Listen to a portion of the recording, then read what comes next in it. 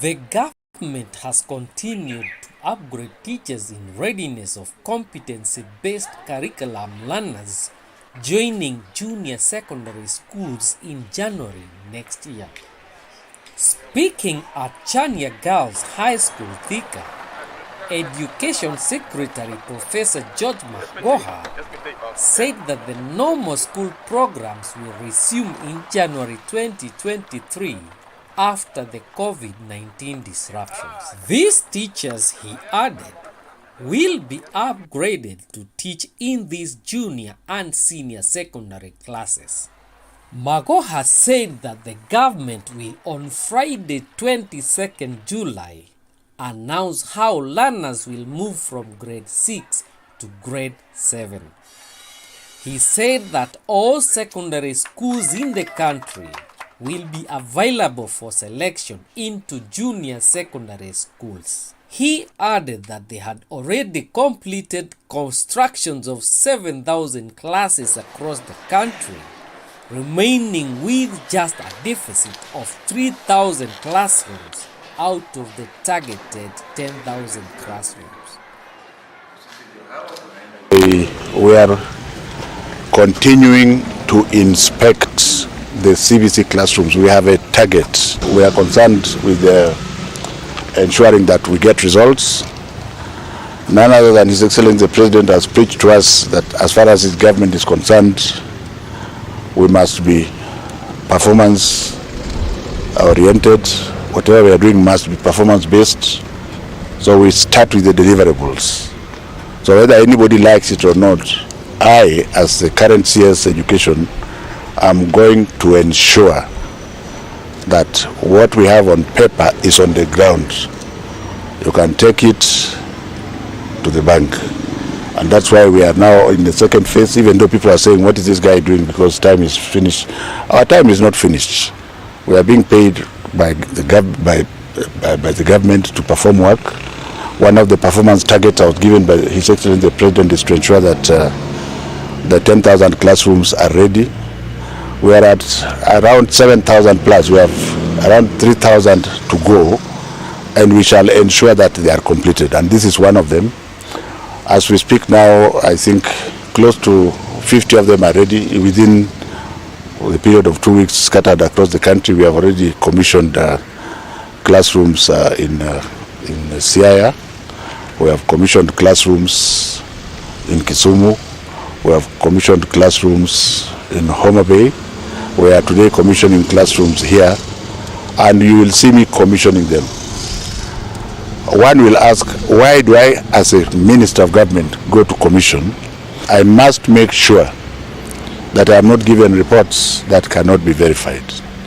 It is so much better to go to jail because you went to inspect something that is there that cannot be carried, instead of being praised for or being accused for spending money that was spent for something that is not there. That's how we were trained at Starehe Boys Center to work. In terms of the competency-based curriculum, there may be people who are saying, are teachers ready? Yes, the teachers are ready. There may also be busybodies asking, what is it that we are going to do with grade 7 and 8 teachers? Let them be informed that the government, under the current president, and going into the next one, has continued to upgrade teachers.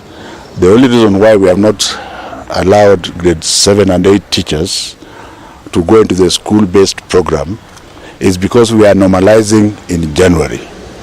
The process of normalization after COVID has been taken for granted by many people in the public.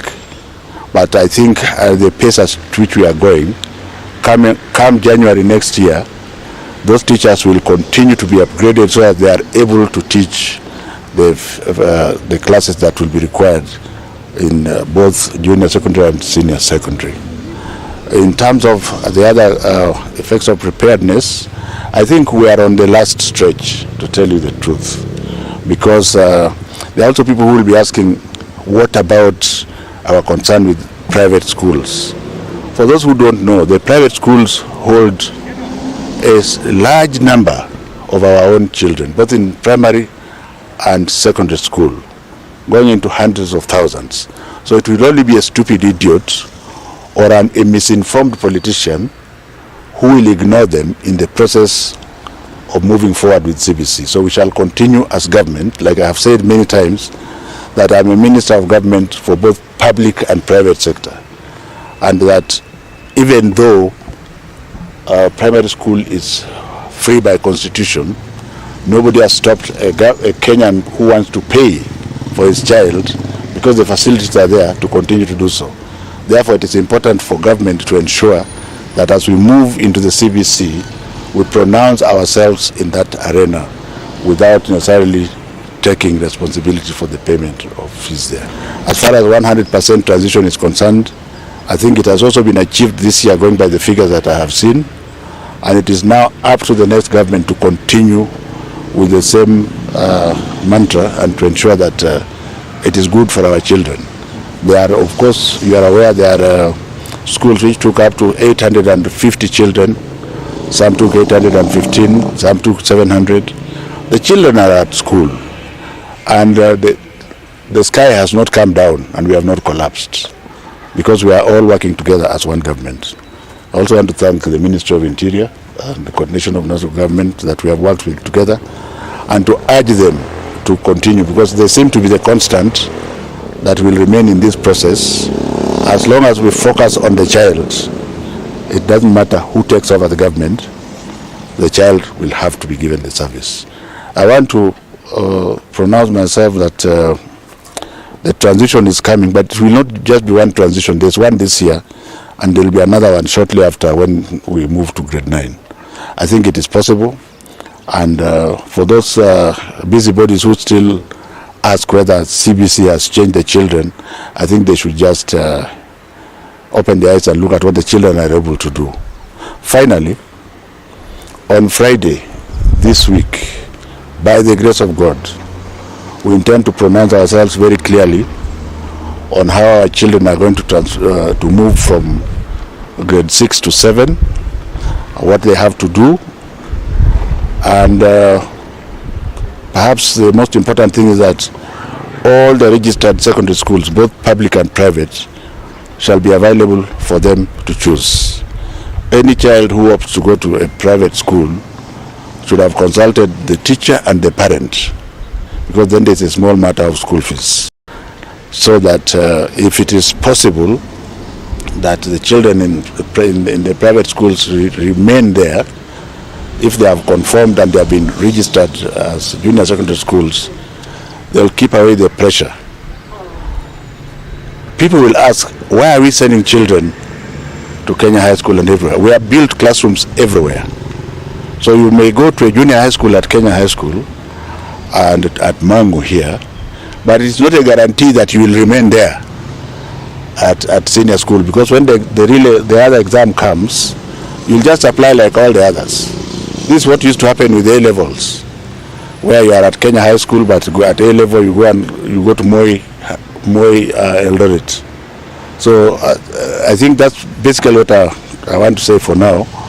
But on Friday you will get a more detailed issue regarding this transition. Capitation should be in the bank this morning. I have not checked this morning, but I think from all intents and purposes, the money should have hit the banks this morning. And as I leave here after I come from the next station, that's where I'm going to focus, because I think it is just to ensure. And you understand, as members of the Fourth Estate, that the first thing the government does is to pay salaries, isn't it? And you also saw what His Excellency the President did the other day by paying over 16 billion to cushion oil prices against rising further. It has nothing to do with our toxic politics here. It is the international pricing of oil, which I'm sure you are aware of. Yes. Next on line was the money to go to the schools, and I'm very sure that it has hit the banks. If it has not hit the banks, you can be sure that I will not do anything else until these teachers have some money in their hands. And I also want, since you have directed me to that area, first of all to thank the principals, many of them, who have accepted to midwife all children, as we walk a very tight rope where there is no money. But at the same time, I want to warn the parents, because we know that there is a sizable number of parents, being Kenyan, who have decided to withhold money which they can actually pay for their children. So as we prepare to deal with those parents, can I just encourage my teachers to ensure that no poor child is sent home. It would be unjust and, to say the truth, criminal to send a poor child home, because it's like you are saying that child should not come back to school, and yet our mantra is that every child must go to school.